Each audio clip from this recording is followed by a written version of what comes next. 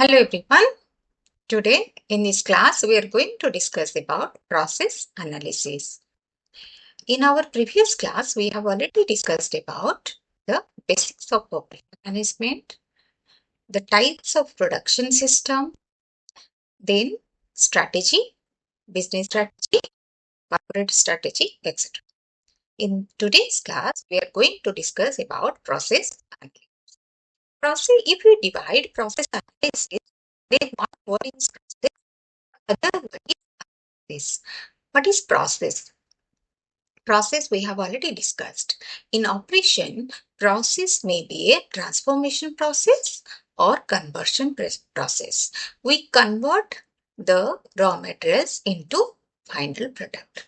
Materials, machines, manpower, these are our resources, and what do? We convert it to the output as product or service. So the process in the conversion process may be any physical conversion, chemical conversion, that is a process we follow in operation management. So process we can say is step-by-step approach or series of actions in a sequence. Then analysis is analyzing, examining, investigating the process. Okay. So here the definition is process analysis is an approach that helps managers to improve the performance of their business activities. It can be milestones in continuous improvement. So why we go for process analysis? When we go for analyzing a process, we try to find what are the problems, what is the limitations, what is the milestones that we need to achieve. So what happens? We analyze the process, we try to find what is the fault, or what is the bottleneck in the process, so we can eliminate those obstacles, those bottlenecks or limitations in the process to improve the process or to do more better in the each and every stage of the process. Process analysis can be defined as understanding process elements and the relationships between them. We need to understand because a process consists of different steps or actions. We need to find what are the elements or what are the stages of the process and how one stage is dependent on other stages. So these things we need to analyze the process. So a process analysis includes the order of the steps. We need to find what is the sequence of operation. So what are the steps or the stages we need to follow in process analysis. And what are the things can be done in parallel versus sequentially? We are following a order, means all the machines are arranged in a sequence. The process or the machines are in parallel so that we can do two tasks at a particular time. Then who is performing the steps? Each step is done by whom? Who are the people who are going to operate these steps? Then maybe where they are performed, means where we are going to perform the process. What is the objective of analysis? The first objective is to identify the elements that makes it difficult to understand the process. We have to find what are the difficult elements in the whole process. And what do? We have tried to eliminate those difficulties in the process. Actually, main aim or motto of process analysis is to remove the bottlenecks from the process. What is bottleneck? when that is the capacity shrink or reduction or decrease in capacity while production is going on.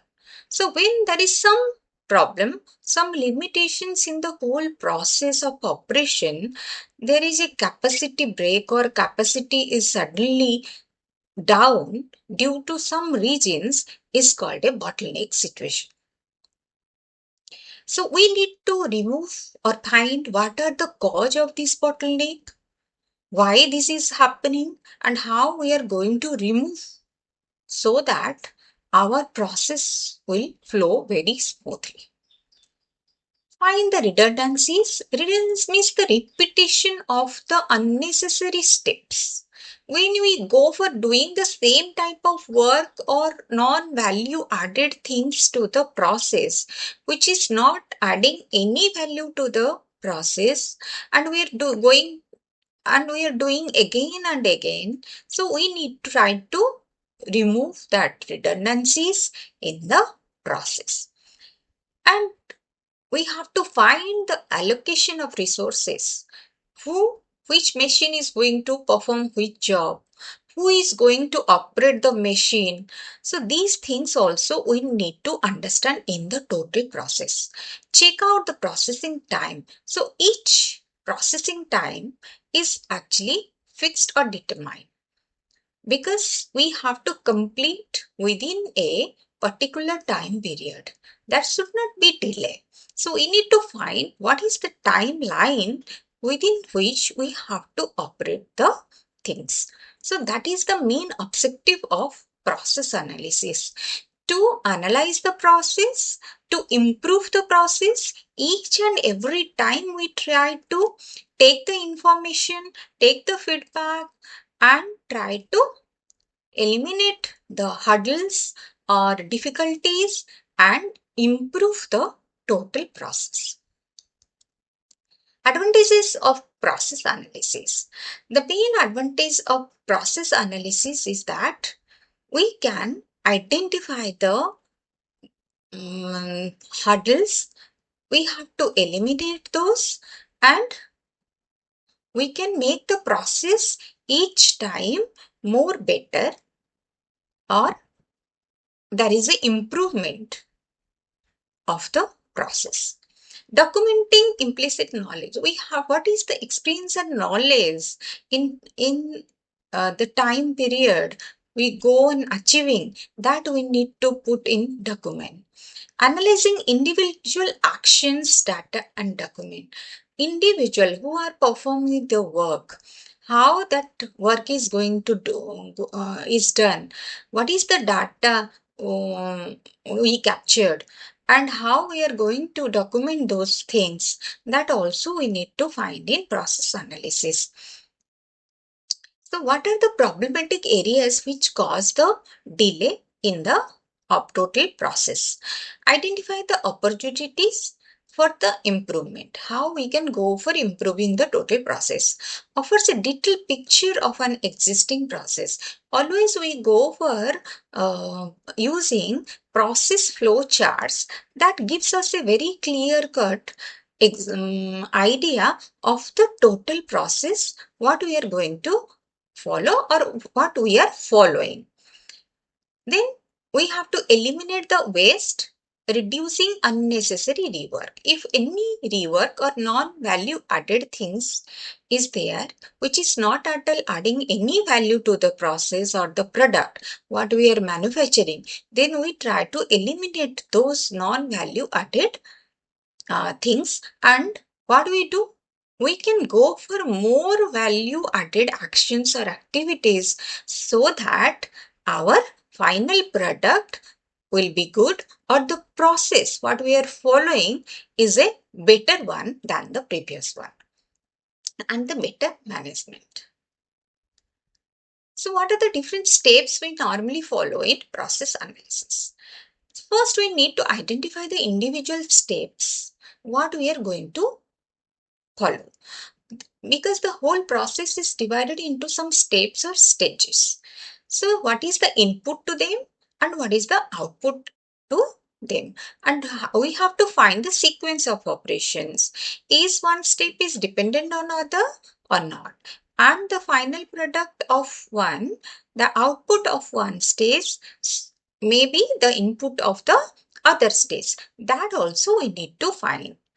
Then we have to find the capacity, the efficiency, and the other properties of the various steps. We have to find what is the capacity of each stage. When we try to find the capacity of each stage, then we can easily eliminate the bottlenecks in each stage. What happens when anywhere the capacity breaks or capacity is down, that we can find when we can analyze each stage. So where there is a down in the capacity or there is a slow of the process, so our capacity is decreased. So for that we need to find the different steps, we need to analyze the different steps, and we have to find how we can go for improving those problems.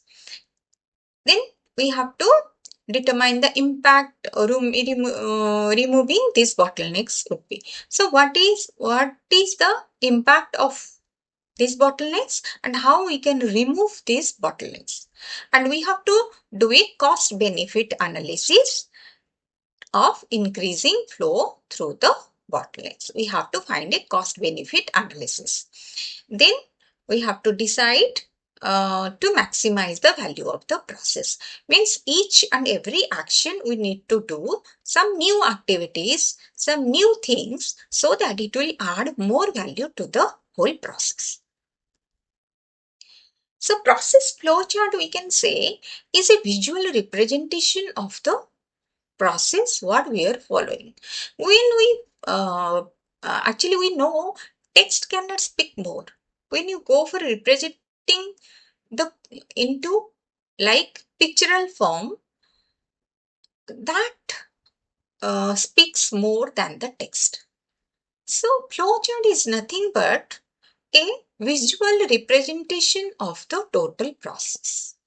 So we normally go for using different symbols in case of for the flowchart. We'll discuss it in the next slide. So benefit, why we go for process flowchart? What are the benefits? Gives everyone a clear understanding of the process.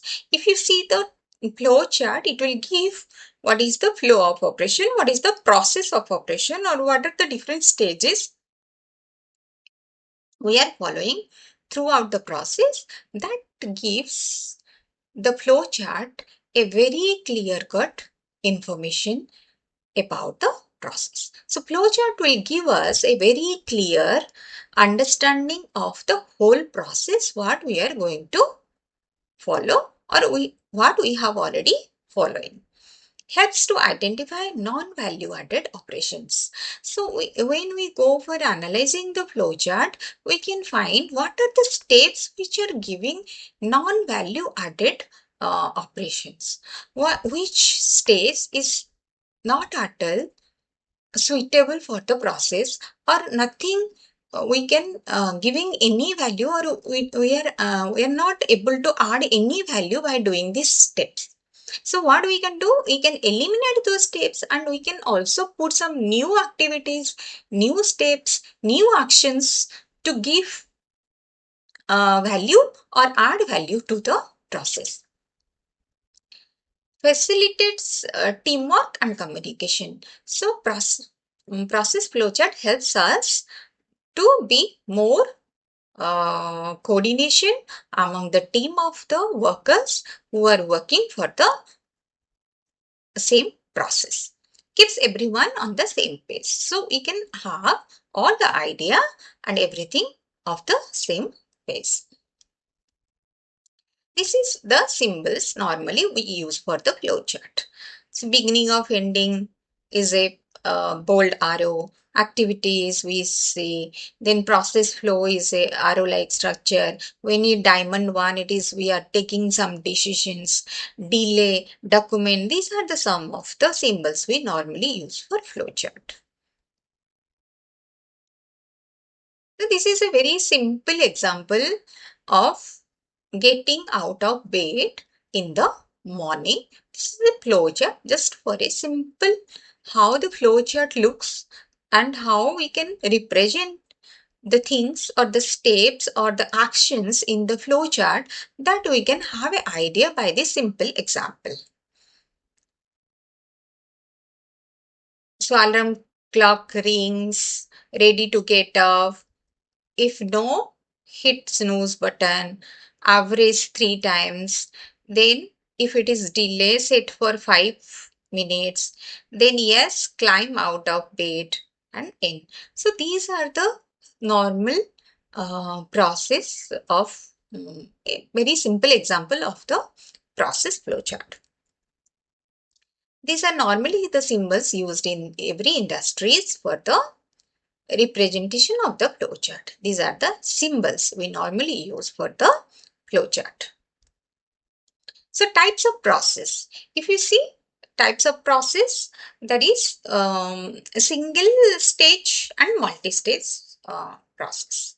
Stage multiple activities that have been pulled together for an analysis purpose. So when we go for having different activities in a single stage. Okay, all the activities could be collapsed and analyzed using a single cycle of operation, that is called single stage. Single stage means this process is completed within a single cycle of operation. Means we are taking input, then in a single stage only we are getting output. Suppose the example you can take here, as we are doing some cutting, some drilling. So these are some of the examples of single stage of operation process. Means in one stage only we are able to complete the cycle or the task. Multi-stage, this stage is actually this is multiple groups of activities. Means multiple stages are there here. One stage is dependent on the other. And if the output of one stage can be the input of the other stage. So this is very complicated one than the single stage of operation. More complex work are done in the multi-stage process. So we can take a very good example of automobile industries. They go for assembly line.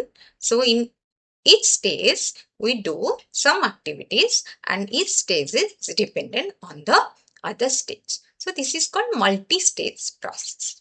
So I hope you understand the video. If you like the video, do subscribe the channel and share with your friends. Thank you so much.